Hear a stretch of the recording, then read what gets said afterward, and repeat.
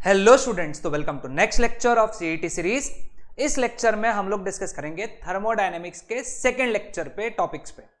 Okay, तो पिछले lecture में हम लोगों ने थर्मोडायनेमिक्स के बेसिक्स देखे और फर्स्ट लॉ ऑफ थर्मोडायनेमिक्स और जीरोथ लॉ ऑफ थर्मोडायनेमिक्स दोनों पढ़ा।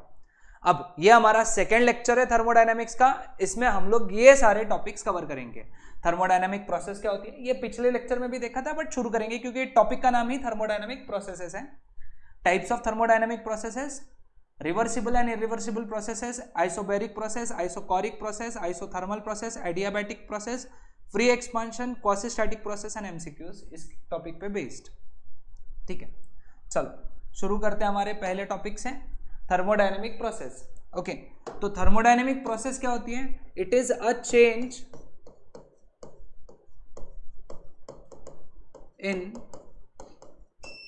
स्टेट वेरिएबल्स, है ना, change in state variables of a thermodynamic system. ठीक है, तो जब भी थर्मोडायनेमिक सिस्टम के स्टेट वेरिएबल्स चेंज होंगे तो अब हम लोग क्या बोलेंगे कि क्या हो रही है? प्रोसेस हो रही है। समझ में आया? अब स्टेट वेरिएबल्स क्या होते हैं बेटा? स्टेट वेरिएबल्स होते हैं प्रेशर, वॉल्यूम, टेम्परेचर। ओके, तो प्रेशर, वॉल्यूम, टेम्परेचर जब चेंज होंगे, किसी भी थर्मोडायनेमिक सिस्टम के प्रेशर, वॉल्यूम, टेम्परेचर चेंज होंगे, तब हम लोग बोलेंगे कि उसमें वहां क्या हुई? थर्मोडायनेमिक प्रोसेस हुई।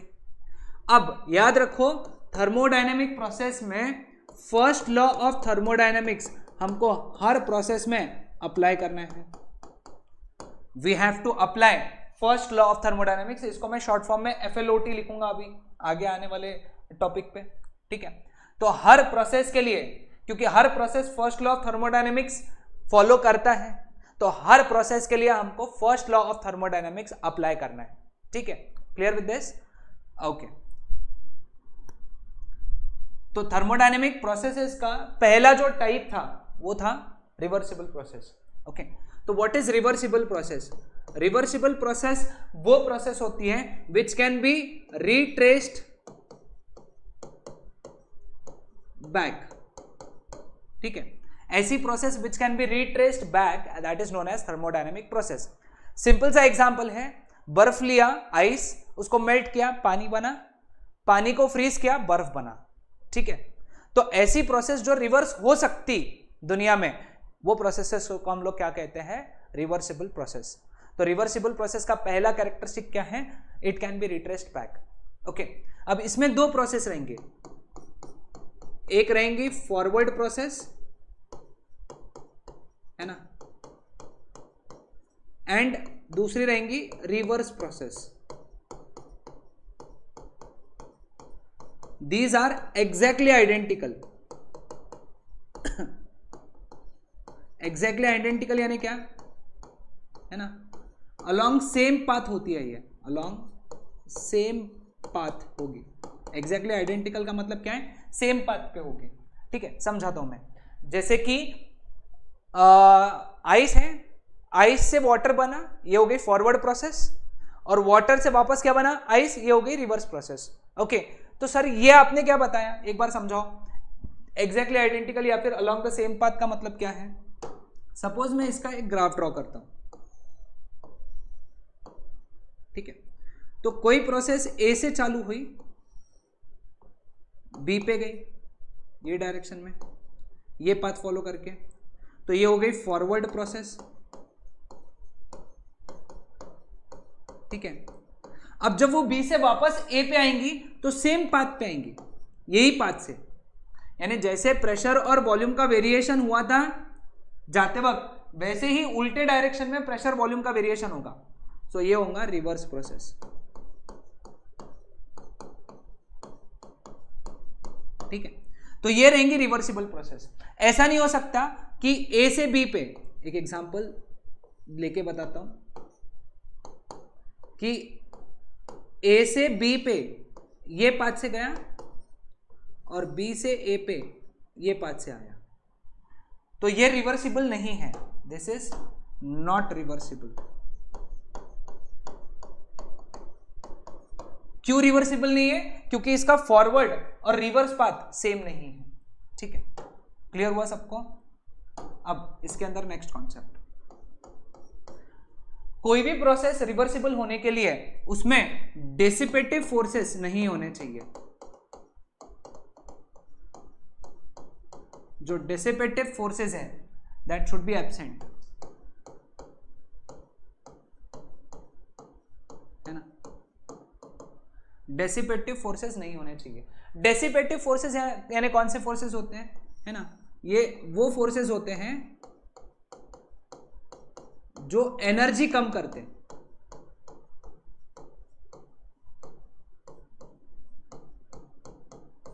ठीक है, जैसे कि फ्रिक्शनल फोर्स, एयर रेजिस्टेंस, है ना, विस्कोसिटी, विस्कस फोर्स। तो ये सब फोर्सेस जो है, frictional force, viscous force, air drag या फिर एयर रेजिस्टेंस, ये तीनों किसके एग्जांपल्स हैं, डेसिपेटिव फोर्सेस के। और सिस्टम में अगर ये तीन में से कोई भी एक या तीनों है तो वो प्रोसेस कभी भी, उस सिस्टम का प्रोसेस कभी भी रिवर्सिबल नहीं हो सकता। क्योंकि क्या होगा समझ के लो, है ना, इस कॉन्सेप्ट को समझ के लो। जाते वक्त तुम 100 जूल की एनर्जी लेकर गए, आते वक्त या पूरे प्रोसेस में फ्रिक्शन 20 जूल खा गया, तो बची कितनी तुम्हारे पास में, 80 जूल। तुम 80 जूल में वापस यहां तक नहीं आ सकते, तुम कहीं तो पहले ही रुक जाओगे। समझे क्या मेरी बात, वापस समझा तो, तुम 100 जूल में यहां से यहां गए, ओके, तो पूरे रास्ते में समझ लो वापस आते वक्त भी तुम्हारी 20 जूल फ्रिक्शन खा गया, तो 80 जूल में आप या तुम लोग यहां से यही तक ही आ पाओगे ना, इतना गैप रह जाएगा। समझा। तो डेसिपेटिव फोर्सेस रहने नहीं चाहिए किसमें, रिवर्सिबल प्रोसेस में। एक और पॉइंट याद रखो, दुनिया के जो सबसे स्लो प्रोसेसेस होती है, तुमको कोई भी प्रोसेस क्या चाहिए, अगर रिवर्सिबल चाहिए तो उसको हमेशा स्लो करो, धीरे धीरे, यानी इतना धीरे करो कि कहीं नुकसान का क्या कहते हैं उसको, पॉइंट ही नहीं बनता है, एनर्जी का लॉस ही नहीं हो सकता। ठीक है, तो स्लो प्रोसेसेस दुनिया के सारे रिवर्सिबल प्रोसेस हैं। जो इनिशियल स्टेट रहेगा सिस्टम का वही फाइनल स्टेट रहेगा। Initial state is equal to final state. Okay, क्यों ऐसा, क्योंकि तुम जाके वापस आ गए ना, तो पूरी जो प्रोसेस रहेगी उसमें initial state is equal to final state रहेगा। ठीक है, क्लियर। तो इतनी बातें तुमको याद रखना है किसके लिए, रिवर्सिबल प्रोसेस के लिए। थ्योरेटिकल टॉपिक है, इस पे आया तो क्वेश्चन, थ्योरी वाला आएगा। अगला क्या है, इरिवर्सिबल प्रोसेस, है ना। तो irreversible process can not B traced back,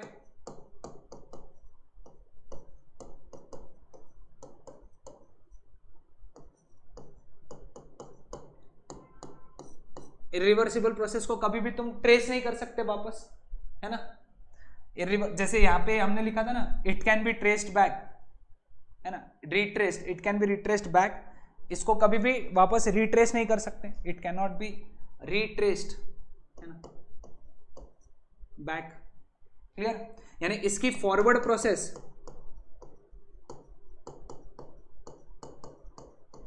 is not same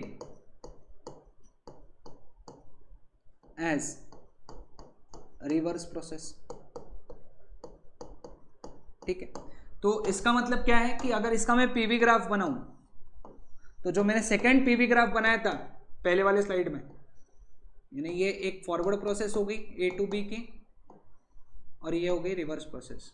ठीक है, तो फॉरवर्ड और रिवर्स प्रोसेस सेम है क्या, नहीं, तो ये क्या रिप्रेजेंट कर रहा है, एक इरिवर्सिबल प्रोसेस। ठीक है, इरिवर्सिबिलिटी के कारण क्या है ना, reason presence of dissipative forces.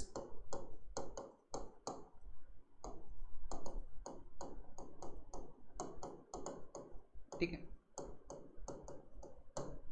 है ना, यानी जिस सिस्टम में डेसिपेटिव फोर्सेस है, अब मैंने बताया तुमको डेसिपेटिव फोर्सेस क्या होते हैं, तो वो सारे प्रोसेसेस इरिवर्सिबल है, जिसमें फ्रिक्शन है, विस्कोसिटी है और एयर रेजिस्टेंस है ना, तो वो सारे प्रोसेस कैसे हो गए, इरिवर्सिबल प्रोसेस हो गए।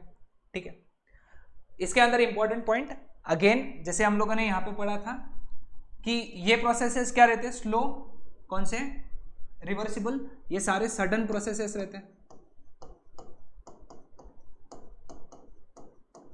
है ना। सडन प्रोसेसेस सारे इरिवर्सिबल होते हैं। क्यों ऐसा, बिकॉज सडन जब प्रोसेस होती है तो वो उसको नॉन इक्विलिब्रियम स्टेट में पहुंचा देती है।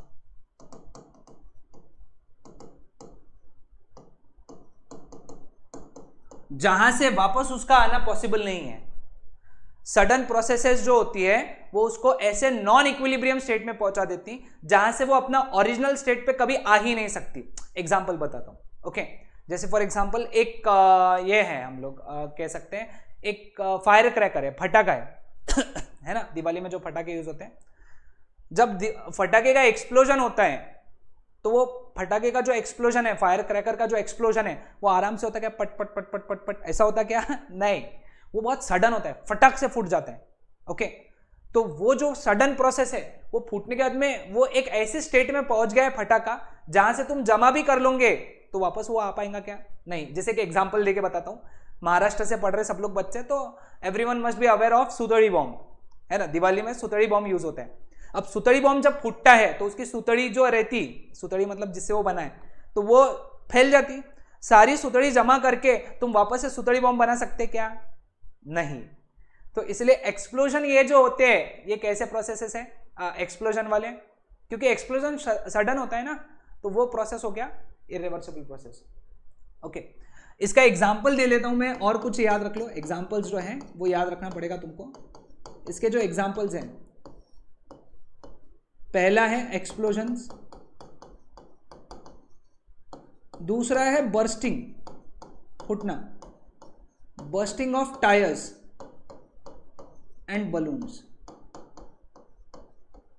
ठीक है, टायर या क्या कहते हैं हम लोग, फुग्गे, उनका फूटना वो भी एकदम सडन होता है ना। फुग्गा एकदम सडन फूटता है, टायर भी एकदम सडन फूटता है। तो सारे सडन प्रोसेसेस जो है यहाँ पे वो कौन से रहेंगे, इरिवर्सिबल, क्योंकि वो एक नॉन इक्विलिब्रियम स्टेट में पहुंच गए, वापस वो अपने ओरिजिनल स्टेट में कभी आ ही नहीं सकते। Clear with this? तो ये कॉन्सेप्ट था किसका, इरिवर्सिबल प्रोसेस का। अब बढ़ते हैं नेक्स्ट प्रोसेस की तरफ, आइसोबैरिक प्रोसेस। आइसो मतलब सेम, बेरिक मतलब प्रेशर। तो ऐसा प्रोसेस जिसमें पूरे प्रोसेस भर प्रेशर कैसा है, कांस्टेंट। तो ऐसे प्रोसेस को हम लोग क्या कहते हैं, आइसोबैरिक प्रोसेस। आइसोबैरिक प्रोसेस में बेटा याद रखो इसका जो पीवी ग्राफ है, ठीक है, ये ऐसा आएगा। So this is isobaric expansion. कैसे मैंने बताया आइसोबैरिक एक्सपांशन, क्योंकि ये प्रोसेस राइट साइड में जा रहा है, वॉल्यूम बढ़ रहा है, ठीक है। और दिस इज आइसोबैरिक कॉम्प्रेशन। ठीक है, समझ में आया? अब एक्सपांशन रहे या कॉम्प्रेशन रहे, वर्क डन तो होगा। सो वर्क डन का फॉर्मूला यहां पे पी भी लगा सकते हैं, या फिर पी ब्रैकेट में वीएफ माइनस वीआई, क्योंकि प्रेशर इज कांस्टेंट। ठीक है, अब यहां पे एक और चीज याद रखना है कि एक्सपांशन है, कॉम्प्रेशन है, तो टेम्परेचर भी चेंज होगा, है ना। तो चेंज इन इंटरनल एनर्जी का फॉर्मूला एनसीवी डेल्टा टी से निकालोगे तुम। चेंज इन इंटरनल एनर्जी का वैल्यू जो है वो एनसीवी डेल्टा टी से निकालोगे, where N is number of moles, CV is molar specific heat at constant volume. Okay, clear with this? Heat वो आ जाएगी यहां पे एनसीपी डेल्टा टी। ठीक है, तो work, change in internal energy और heat. First law of thermodynamics यहां पे जो लगेगा FLOT, वो क्या लगेगा कि Q is equal to delta U plus W। यहां पे कोई भी जीरो नहीं होता है, एक बात ध्यान में रखना, ना ही Q जीरो है, ना ही change in internal energy zero है, ना ही वर्क जीरो है। ठीक, समझा? तो इतनी बातें तुमको याद रखना है किसके लिए, आइसोबैरिक प्रोसेस के लिए। अब आते हैं आइसोकोरिक प्रोसेस के लिए, है ना। Isochoric, again iso stands for same, है ना, कोरिक स्टैंड्स फॉर वॉल्यूम। ठीक है, तो ऐसी प्रोसेस जिसमें volume remains constant throughout the process, that process is known as isochoric process. अगर बेटा वॉल्यूम कांस्टेंट है तो pressure is directly proportional to temperature है, जैसे जैसे टेम्परेचर बढ़ेगा प्रेशर बढ़ेगा, टेम्परेचर कम तो प्रेशर कम, यानी P1 upon P2 is T1 upon T2। ठीक है। ऑल्सो यहां पे वर्क डन जो है, क्योंकि वॉल्यूम कांस्टेंट है तो चेंज इन वॉल्यूम कितना रहेगा, 0, वॉल्यूम का चेंज ही नहीं होगा। वर्क डन का फॉर्मूला होता है P डेल्टा V या P dV, तो वर्क डन भी कितना रहता है यहाँ पे 0, वर्क नहीं होता है, work is equal to 0 in isochoric process. ठीक है। अब इसका अगर अपन ने ग्राफ बनाया, PV ग्राफ, तो वो ऐसा आएगा। ठीक है, इस तरीके से, क्लियर, स्ट्रेट लाइन आएगा पैरेलल टू प्रेशर एक्सिस। ठीक है। अब यहां पे एक और चीज हमको ध्यान में रखना पड़ेगा, है ना, यहां पे इंटरनल एनर्जी चेंज होंगी क्या, यस, टेम्परेचर चेंज हो रहा है तो इंटरनल एनर्जी चेंज होंगी। ओके, तो यहां पे Q is equal to delta U, ये रहेगा हमारा FLOT। First law of thermodynamics का इक्वेशन रहेगा Q is equal to delta U। So जिस प्रोसेस के लिए Q इज इक्वल टू क्या है, डेल्टा U है, वो प्रोसेस होती है आइसोकोरिक प्रोसेस। ठीक है, समझा। तो आइसोकोरिक प्रोसेस में इतनी बातें तुमको पता होना जरूरी है। ठीक है। हाँ, याद रखो, तुमको कभी भी आइसोकोरिक एक्सपांशन या आइसोकोरिक कंप्रेशन जो है ये देखने नहीं मिलेगा, नहीं देखने मिलेगा, क्योंकि एक्सपांशन या रहे या कंप्रेशन रहे, वॉल्यूम चेंज होता है, और यहाँ पे वॉल्यूम कैसा है, कांस्टेंट। तो you will never find isochoric expansion and isochoric compression. हाँ, you will find isobaric expansion, isobaric compression, but isochoric में नहीं है, क्योंकि वॉल्यूम कांस्टेंट है। ठीक है, समझ में आया। ओके, नेक्स्ट आइसोथर्मल प्रोसेस, बहुत इंपॉर्टेंट प्रोसेस, इसके ऊपर बहुत सारे क्वेश्चन आते हैं, ये और आइडियाबैटिक। ठीक है। अब आइसोथर्मल प्रोसेस वो प्रोसेस होती है जिसमें टेम्परेचर रिमेन्स कांस्टेंट, है ना, क्योंकि iso means same, thermal means temperature, temperature remains constant. तो अगर टेम्परेचर कांस्टेंट है तो P is inversely proportional to V होता है, या फिर P into V is equal to constant होता है, या फिर P1 V1 is equal to P2 V2। ठीक है ना, coming on to next concept. ठीक है, नेक्स्ट कॉन्सेप्ट में यहां पे क्योंकि टेम्परेचर कांस्टेंट है तो चेंज इन टेम्परेचर कितना हो गया, 0, और डेल्टा U का फॉर्मूला क्या है, NCB डेल्टा T, तो डेल्टा U की वैल्यू भी कितनी रहेंगी, 0। मोस्ट इंपॉर्टेंट, तो आइसोकोरिक प्रोसेस में वर्क 0 था, आइसोथर्मल में डेल्टा U 0 है।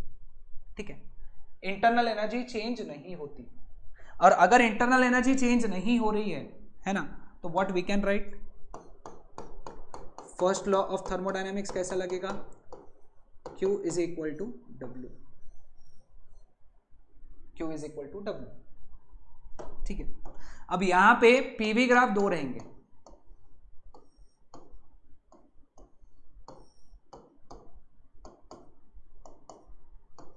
ठीक है, एक ग्राफ ऐसा रहेगा, इनवर्सली प्रोपोर्शनल है ना, तो कर्व आएंगे, और एक ग्राफ ऐसा रहेगा। ठीक है। अब ये वाले ग्राफ में वॉल्यूम बढ़ रहे हैं, ये वाले ग्राफ में वॉल्यूम कम हो रहा है, जिसमें वॉल्यूम बढ़ रहे हैं, ये देखो यहाँ पे ऐसा जा रहा है ना ग्राफ, इधर जा रहा है ना, तो इसको बोलेंगे हम लोग आइसोथर्मल एक्सपांशन, और इसको बोलेंगे आइसोथर्मल कंप्रेशन। ठीक है, clear, isothermal expansion, isothermal compression. अब इसके अंदर वर्क डन कितना होता है ना, वर्क डन का यहाँ पे डेरिवेशन है हमारे बोर्ड्स के सिलेबस में, लेकिन यहाँ पे मैं डायरेक्ट फॉर्मूला डिराइव करके बताऊंगा, डायरेक्ट फॉर्मूला लिखूंगा, that is NRT log to the base E VF upon VI, V2 upon V1 भी दिख सकता है, VF अपॉन VI, मैं जनरली प्रेफर करता हूँ VF अपॉन VI, यानी final volume upon initial volume. ठीक है, clear, log to the base E है, या फिर NRT log to the base E PI upon PF, है ना। तो यहां पे भी ये इक्वेशन को मैं एक काम करता हूं, तुम भी इसको PI VI is equal to PF EF लिख लो। तो ये वर्क डन का फॉर्मूला याद रखो, ठीक है। हाँ, इसके अंदर ना क्योंकि कुछ क्वेश्चन आ चुके हैं तो मैं उसको लिखा के देता हूं यहाँ पे, वैसा इस तरीके का। Q जब पॉजिटिव है तो वर्क भी पॉजिटिव रहेगा, ठीक है। Q पॉजिटिव यानी क्या? Heat absorbed.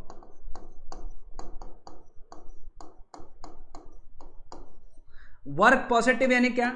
एक्सपांशन। यानी ये जो सिस्टम होती है आइसोथर्मल वाली, वो हीट एब्जॉर्ब करती और एक्सपांड होती, हीट एब्जॉर्ब करती और एक्सपांड होती, ठीक है। तो इसका दूसरा क्या केस आएगा? Q अगर निगेटिव है तो वर्क भी निगेटिव रहेगा, मतलब हीट रिलीज अगर हुई, हीट रिलीज्ड, तो सिस्टम में क्या होगा? कंप्रेशन होगा, सिस्टम में कंप्रेशन होगा, ठीक है। क्लियर हुआ सबको? अब यहां पे स्लोप ऑफ पीवी ग्राफ, है ना, स्लोप ऑफ पीवी ग्राफ यह आएगा minus P by V. Slope of PV graph क्या आएगा? Minus P by V. Clear? तो ये याद रखना कैसे आता है, अगेन हम लोग इस पे डिस्कस नहीं करेंगे। माइनस पी बाई वी याद रखो, है ना, याद रखो, क्योंकि ये ग्राफ कर्व है तो कोई एक पर्टिकुलर वैल्यू आएंगी क्या स्लोप की? नहीं, स्लोप हर जगह अलग अलग रहेगा। तो ये पॉइंट पे अगर स्लोप निकालना है तो ये पॉइंट पे प्रेशर देखो, ये पॉइंट पे वॉल्यूम देखो और निकाल लो। ये पॉइंट पे स्लोप निकालना है तो ये पॉइंट पे प्रेशर देखो, ये पॉइंट पे वॉल्यूम देखो, है ना। तो ये पॉइंट पे स्लोप क्या आएगा? Minus P by V. ये पॉइंट पे स्लोप आएगा minus P dash upon V dash. तो स्लोप समझ में आया? क्लियर? आ सकता है क्वेश्चन, कॉन्सेप्ट याद करके रख लेना चाहिए, ठीक है। Clear with this? तो ये सारे कॉन्सेप्ट है किसके? आइसोथर्मल प्रोसेस के, ओके। हाँ, इसके अंदर और एक दो बातें हैं, ठीक है। अब for isothermal process temperature should be constant, temperature constant या उसका चेंज कितना होना चाहिए? 0। अब ऐसा कब होगा? अगर प्रोसेस बहुत धीरे धीरे हो रही, समझे क्या? बहुत धीरे, है ना। जैसे ये कंटेनर है, इमेजिन करो ये कंटेनर है ना, ऐसा, इसके अंदर गैस है,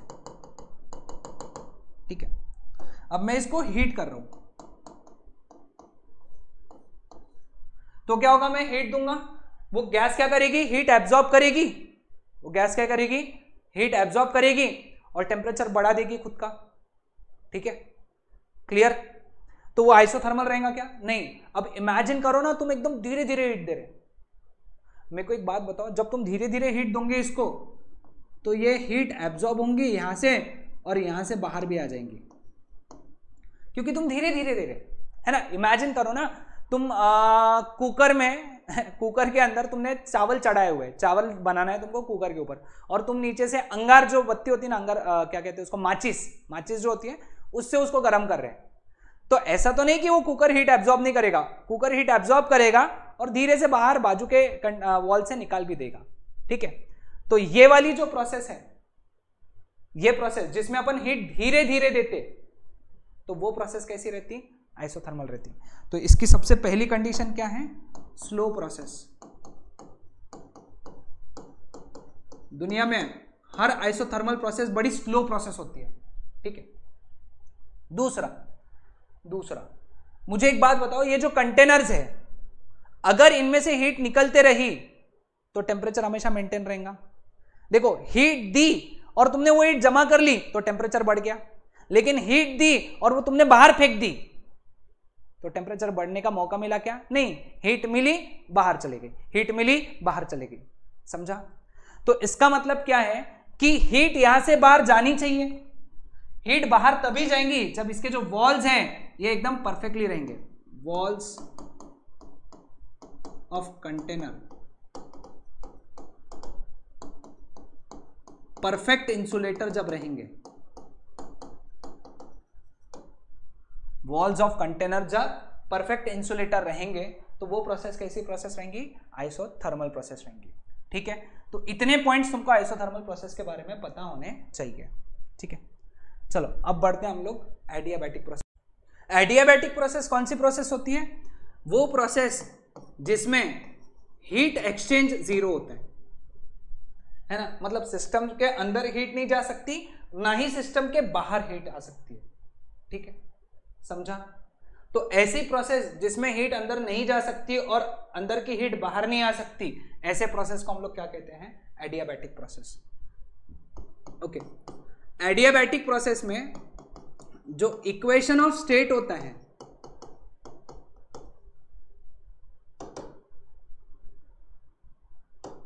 जो इक्वेशन ऑफ स्टेट होता है वो होता है PV raise to gamma is constant. ठीक है, where gamma it is known as adiabatic constant. इसके वैल्यूज मैंने पिछले चैप्टर में दिए हुए हैं, प्लीज वो वैल्यूज रेफर कर लेना। ये जो गैमा है ये सिर्फ v को लगाए, p का पावर 1 है, याद रखना। ठीक है, क्लियर हुआ? ओके, तो इसके लिए अगर अपन फर्स्ट लॉ ऑफ थर्मोडायनेमिक्स अगर लगाए हम लोग, first law of thermodynamics, so वो कैसे लगेगा? फर्स्ट लॉ ऑफ थर्मोडायनेमिक्स है ना, फर्स्ट लॉ ऑफ थर्मोडायनेमिक्स में Q is equal to delta U plus W होता है। Q की वैल्यू 0 है तो डेल्टा U कितना रहेगा फिर यहां पे? माइनस W, क्योंकि Q की वैल्यू 0 है ना, हीट ना ही जा सकती है ना ही अंदर से बाहर आ सकती है। ठीक है, तो यहां से हम लोग एक चीज समझ सकते हैं क्या, कि जब वर्क पॉजिटिव है तो डेल्टा U की वैल्यू निगेटिव आएंगी, है ना। वर्क पॉजिटिव यानी क्या? एक्सपांशन, है ना, एक्सपांशन। तो ये एक्सपांशन कौन सा है? एडियाबैटिक एक्सपांशन है।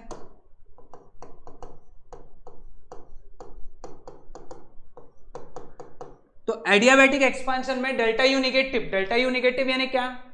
Internal energy decreases. Internal energy decreases मतलब टेम्परेचर भी decreases, temperature decreases. Temperature decreases मतलब क्या? कूलिंग। तो एडियाबैटिक एक्सपांशन में हमेशा कूलिंग होगा। ठीक है,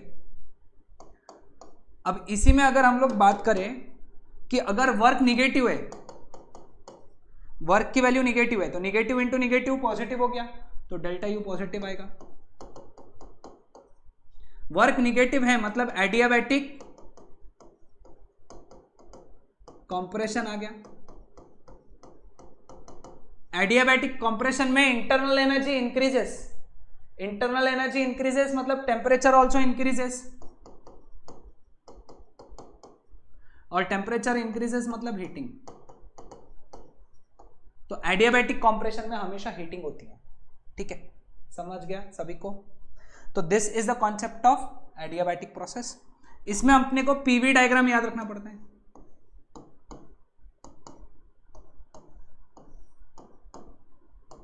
ठीक है, इसके पीवी ग्राफ जो है, अगेन यहाँ पे P is inversely proportional to V to the power gamma है, तो इसके पीवी ग्राफ जो है वो ज्यादा स्टीप रहते हैं। ऐसे एक ग्राफ ऐसा आएगा, एक ग्राफ ऐसा आएगा। तो ये जो है ग्राफ राइट में जा रहा है, तो ये ग्राफ हो गया एडियाबैटिक एक्सपांशन का, और ये ग्राफ हो गया एडियाबैटिक कंप्रेशन का। ओके, क्लियर हुआ? अब एडियाबैटिक प्रोसेस में वर्क डन, ठीक है, एडियाबैटिक प्रोसेस में वर्क डन वो आएगा P I V I minus P F V F upon gamma minus 1, है ना, या फिर N R T I minus T F upon gamma minus 1। देखो पहले आई लेटर आ रहा फिर एफ आ रहा, तो गैमा माइनस 1, पहले एफ यानी P F V F minus P I V I लिखा तो 1 माइनस गैमा। तो यहां पे ध्यान रखना P I V I minus P F V F upon gamma minus 1, या फिर N R T I minus T F upon gamma minus 1। Clear है? समझा? तो ये हो गया वर्क डन का कंसेप्ट। ओके अब नेक्स्ट कॉन्सेप्ट इसी में है ना, दैट इज इसके अंदर पीवी रिलेशन क्या है? PV raise to gamma constant है,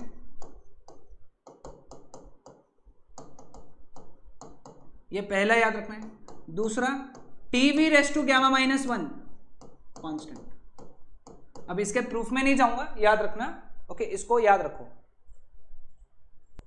और तीसरा रिलेशन है P raise to 1 minus gamma T raise to gamma is constant. तो ये तीन बहुत इंपॉर्टेंट रिलेशंस है। 2023 में इसके ऊपर काफी क्वेश्चंस आए थे।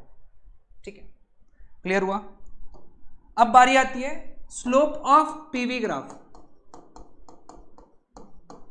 ठीक है, स्लोप ऑफ पीवी ग्राफ।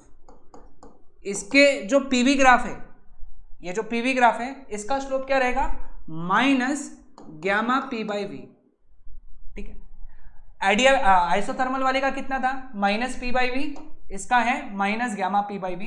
तो ऐसा मैं बोल सकता हूं क्या कि स्लोप ऑफ, है ना, एडियाबैटिक प्रोसेस, एडियाबैटिक प्रोसेस का स्लोप नहीं होता actually, PV graph of adiabatic process, वो पूरा लिखते बैठेंगे तो अब तुम भावना समझ जाओ। Slope of PV graph of adiabatic process is gamma times slope of PV graph of isothermal process. ठीक है, समझ में आया?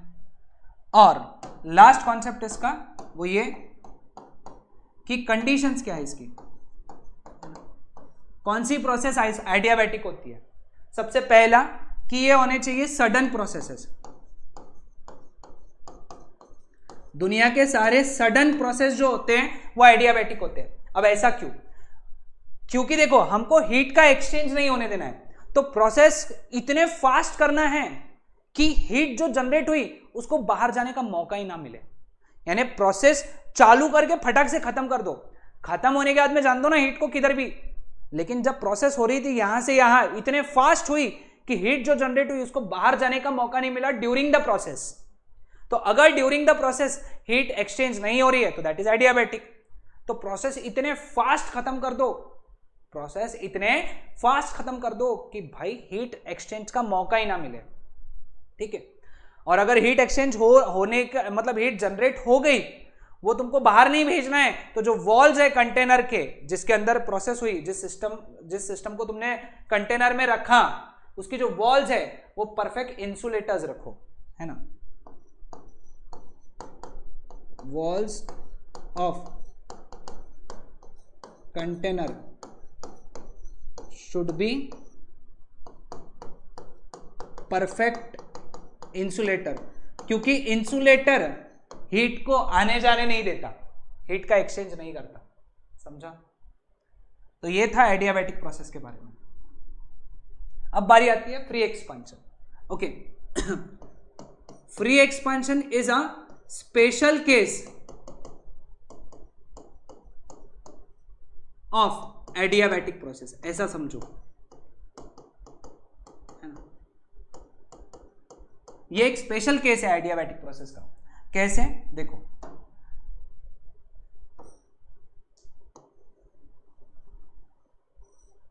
है ना। अब ये कंटेनर लिया अपन ने, ठीक है, ये कंटेनर लिया, इसमें अपन ने ना ये कंटेनर ऐसा जाड़ा बनाया क्योंकि इसकी जो वॉल्स है ना, इसकी जो वॉल्स हैं ये परफेक्ट इंसुलेटर है। क्या है ये? परफेक्ट इंसुलेटर है। ओके, अब इसके अंदर अपन ने यहां पे पार्टीशन लगाया,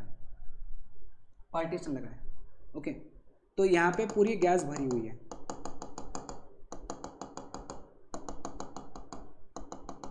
ठीक है। गैस का इनिशियल वॉल्यूम Vi है, ठीक है, क्लियर। और ये जो है ये पार्टीशन है, ठीक है, अब तक अपने को क्या समझता था कि अगर एक्सपांशन करना है तो हीट चाहिए, एक्सपांशन करना है तो हीट चाहिए। अब देखो कि अगर इसका पार्टीशन टूट जाता है तो ये गैस पूरे कंटेनर में फैल जाएंगे और उसका वॉल्यूम हो जाएगा VF। तो VF it is greater than VI। तो स्वाभाविक सा बात है, this is the process of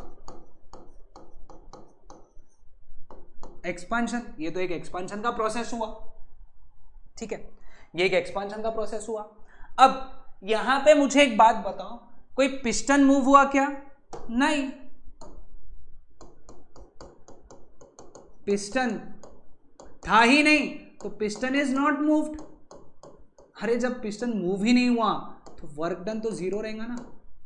हमने देखा था कि जब पिस्टन मूव करता है तो वर्क होता है ना, और वर्क कितना होता है? Integration PdV। लेकिन यहाँ पे पिस्टन है ही नहीं, तो वर्क डन भी कितना रहेगा? यहाँ पे जीरो।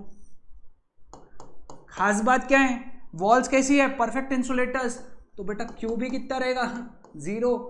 क्यू भी जीरो है, तो according to first law of thermodynamics delta U भी कितना रहेगा? Zero. So this expansion in which every quantity is zero, work done भी जीरो, हीट भी जीरो, इंटरनल एनर्जी का चेंज भी जीरो, ऐसे प्रोसेस को हम लोग बोलते हैं फ्री एक्सपांशन। याद रखो, फ्री एक्सपांशन में तीनों जीरो रहते हैं, है ना। इस पे MCQ आ सकता। क्लियर हुआ सभी को? तो यहां पे ये पार्टीशन था, एकदम से वो ब्रेक हुआ और गैस पूरे इसमें फैल गई, ठीक है। अब आते हैं सबसे लास्ट कॉन्सेप्ट पे, एंड दैट इज क्वासीस्टैटिक प्रोसेस, है ना। क्वासीस्टैटिक प्रोसेस आर दोज प्रोसेसेस, है ना, विच occur extremely slowly.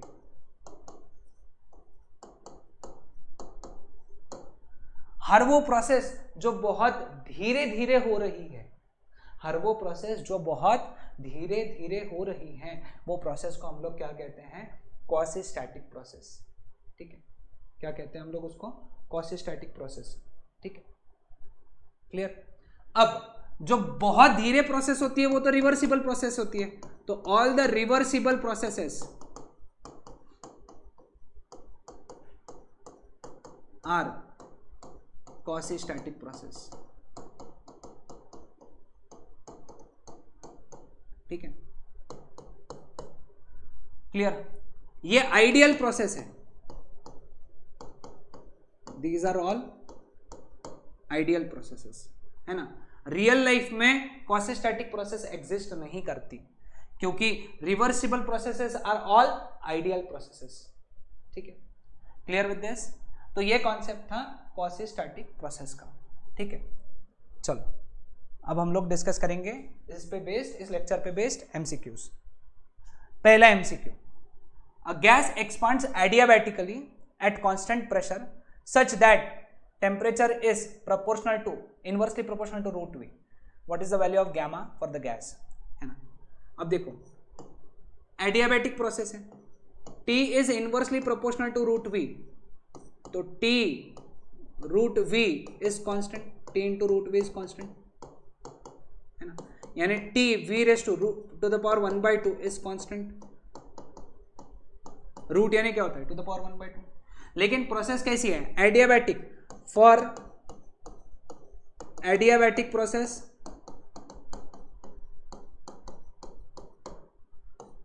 TV raise to gamma -1 is constant. यानी इसका मतलब क्या है? gamma -1 कितना होना चाहिए? 1/2। 1 इधर चला गया, 1/2 + 1 इज 3/2, तो गैमा की वैल्यू 3/2, मतलब गैमा की वैल्यू होनी चाहिए 1.5। सो correct answer is option B for question number 1, ठीक है। An ideal gas A and a real gas B have their volumes increased from V to 2V under isothermal condition. The increase in internal energies, बेटा चाहे real gas रहे या फिर ideal gas रहे, तो isothermal process में internal energy का change कितना होता है? 0।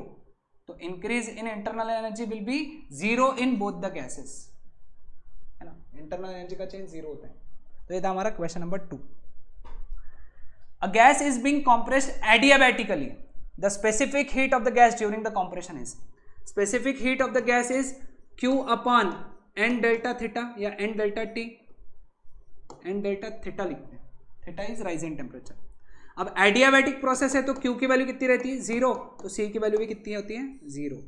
हाँ, यही अगर ये एक्स्ट्रा कॉन्सेप्ट है, एक्स्ट्रा कॉन्सेप्ट इसका नहीं है, तो इसका आंसर बता दो, इसका आंसर क्या आएगा, सी। अब अगर आइसोथर्मल बोलते थे तो डेल्टा थीटा की वैल्यू जीरो रहती थी, तो सी का वैल्यू आता था इन्फिनिटी। आइसोथर्मल के लिए स्पेसिफिक हीट इन्फिनिटी, एडियाबैटिक के लिए स्पेसिफिक हीट जीरो, याद रखना है, ठीक है।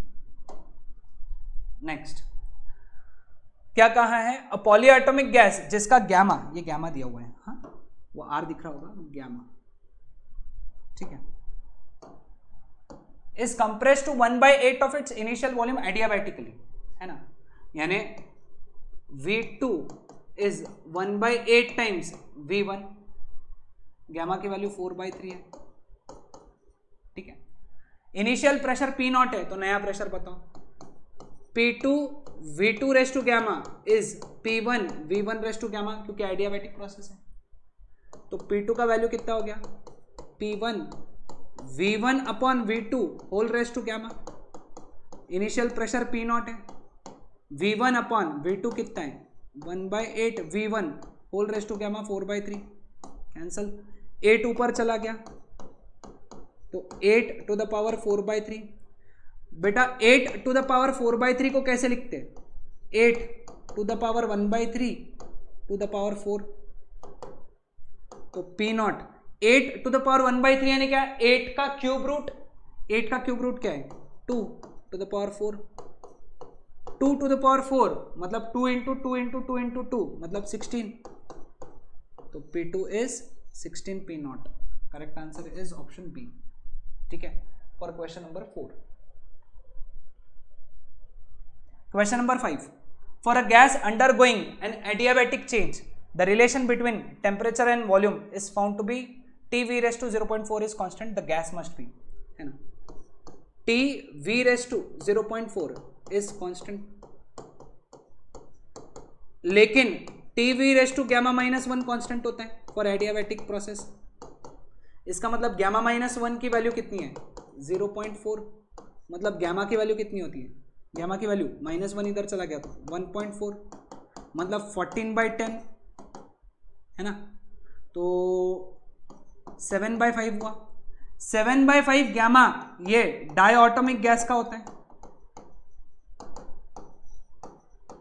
तो इसमें से डायऑटोमिक कौन सी है, हीलियम मोनोएटॉमिक है, आर्गन मोनोएटॉमिक है, कार्बन डाइऑक्साइड ट्राइऑटोमिक है, तो correct answer is hydrogen H2 डायऑटोमिक है, ठीक है, क्लियर। तो यहाँ पे इसका जो आंसर आएगा ये H2 आएगा, या फिर O2 या फिर N2, जो ऑप्शन रहेगा उसके हिसाब से, ठीक है। CO भी चलेगा, कार्बन मोनोऑक्साइड, डाइऑक्साइड नहीं, monoxide. When a diatomic gas undergoes adiabatic change, the pressure and temperature are related by the relation P is directly proportional to T to the power C, where C is, देखो हमको पता है P raise to 1 minus gamma T raise to gamma is constant, ठीक है। अब इन्होंने क्या बोला है, P is proportional to T to the power C है ना, तो अपन एक काम करते हैं, इसको अपन ऐसा क्या लिख सकते हैं, P into T raise to gamma upon 1 minus gamma is constant, ठीक है, इसको ऐसा लिख सकते हैं, सिंपल मैथ्स है। अब गिवन क्या है,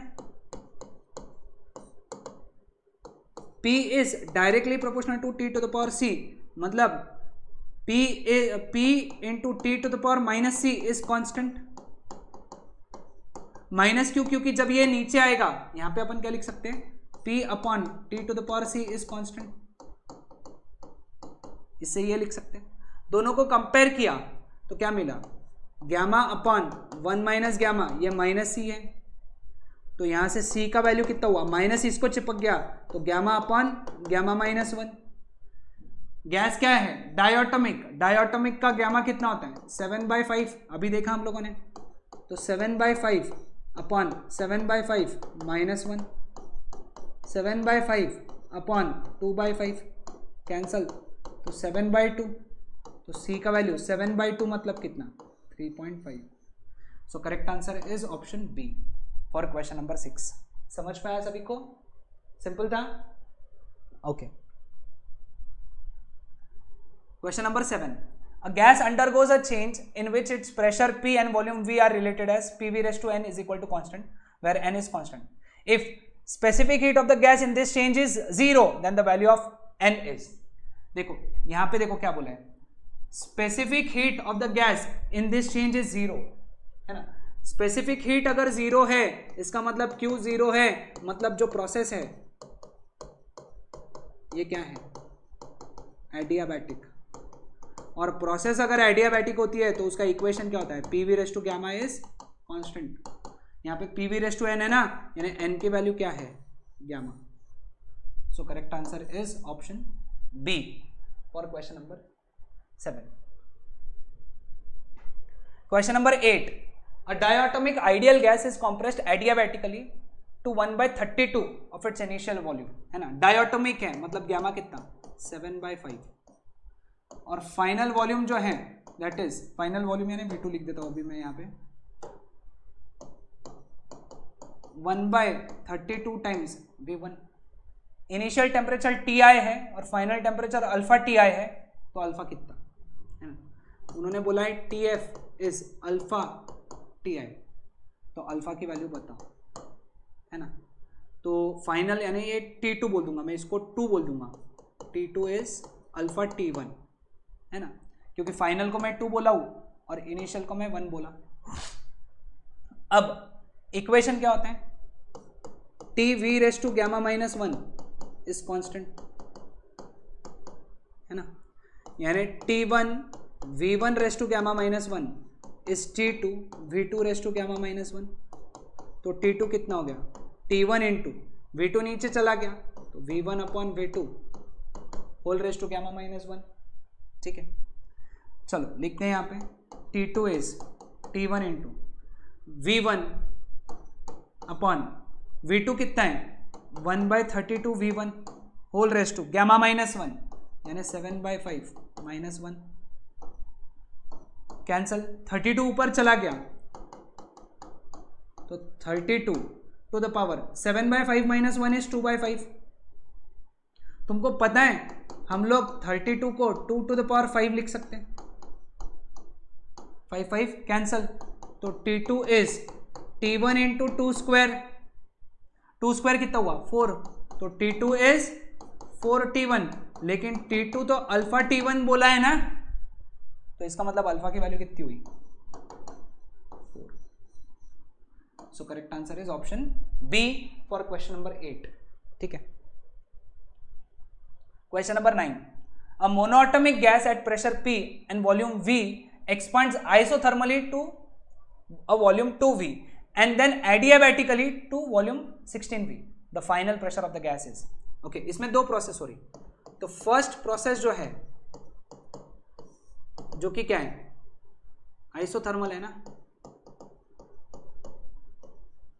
तो मैं क्या लिख सकता हूं यहां से P1 V1 is equal to P2 V2। P1 की वैल्यू P है, V1 की वैल्यू V है, V2 की वैल्यू कितनी होगी 2V, है ना, तो V कैंसल, तो P2 कितना हो गया P/2। अब सेकेंड प्रोसेस इन्होंने क्या बोला है एडियाबैटिक, मोनोएटॉमिक गैस है तो गैमा की वैल्यू कितनी है 5/3, ठीक है। अब एडियाबैटिकली नया वॉल्यूम कितना हो गया 16V, मैं यहां पे क्या लिख सकता हूं P2 V2 is equal to P3 V3। P2 का वैल्यू कितना है, sorry P2 V2 raise to gamma, P3 V3 raise to gamma. P2 का वैल्यू कितना है P/2, V2 का वैल्यू कितना है 2V, V2 का वैल्यू कितना है 2V raised to gamma is equal to P3 निकालना है, V3 कितना है 16V रेस्ट टू गैमा, ठीक है। ये इधर आ गया तो P3 का वैल्यू कितना हो गया P/2 ब्रैकेट में 2V upon 16V whole raised to gamma, gamma की वैल्यू कितनी 5/3, 1 जा 8 जा, तो P3 की वैल्यू कितनी हो गई P/2 into 1 upon 8 to the power 5/3, P3 is equal to P/2। 8 को हम लोग क्या लिख सकते हैं 2 cube two the power 5/3, cancel, so this can be written as P/2 1 upon 2 to the power 5 कितना 32, तो P3 कितना हो गया P/64। so correct answer is option A for question number 9, ठीक है। चलो आज का last question, PV raised to 3/2 is constant is the relation obeyed by perfect gas during adiabatic process. The initial temperature of the gas is T. What will be the final temperature of the gas when it is compressed to half of its initial volume? है ना, PV raised to 3/2 constant है, लेकिन adiabatic process के लिए PV raised to gamma constant होता है। इसका मतलब गैमा की वैल्यू कितनी होगी 3/2। इनिशियल टेम्परेचर T है, what will be the final temperature of the gas when it is compressed to half of its volume, यानी V2 is अगर हाफ V1 है तो T2 बताओ। For adiabatic process T V raised to gamma minus 1 is constant,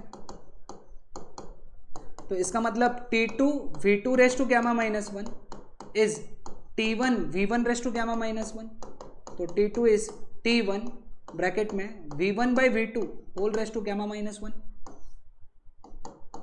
T2 is T1 का value कितना है T V1 upon V2, V1 upon V2 का value कितना है half V1 whole raised to gamma की वैल्यू कितनी है यहाँ पे 3/2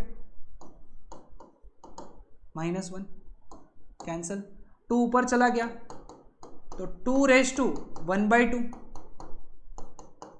2 रेस्ट टू 1/2 यानी क्या है √2, नहीं यहाँ पे डायरेक्ट दिया है 2 रेस्ट टू 1/2 वाला ही दिया है, तो 2 रेस्ट टू 1/2 इंटू टी या फिर √2 इंटू टी आ जाएगा यहाँ पे। So correct answer is option B for question number 10। तो यहाँ पे आज के सारे क्वेश्चंस भी कंप्लीट हो जाते हैं। अब हम लोग नेक्स्ट लेक्चर में इसके आगे का कॉन्सेप्ट पढ़ेंगे। ओके, तो चलो अब मिलते हैं नेक्स्ट लेक्चर में। Bye everyone.